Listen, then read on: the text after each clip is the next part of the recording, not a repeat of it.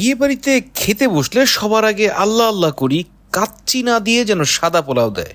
হ্যাঁ, খুবই আনপপুলার কথা, কিন্তু আমার সাদা পোলাও খেতে খুবই ভালো লাগে।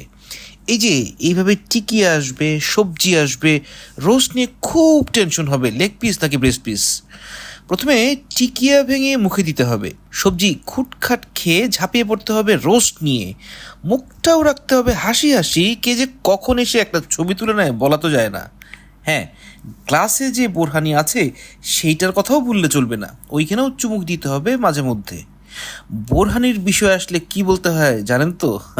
ঠিক ধরেছেন, এটা খাদ্য না, মদ্যও না, খাদ্য উত্তেজক মাত্র। উত্তেজনার মাত্রা চরমে উঠবে যখন আপনি পাতে রেজালা নেবেন।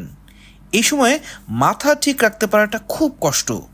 যতই চিন্তা করেন আপনি ডায়েট করবেন, দেখবেন নিতে নিতে প্লেট হয়ে গেছে হিমালয় পর্বত। সবশেষে লম্বা করে একটা ঢেকুর, তারপর জর্দা। হ্যাঁ, ফিরনিটাই বেশি ভালো লাগে, তবে জর্দাও ফাইন।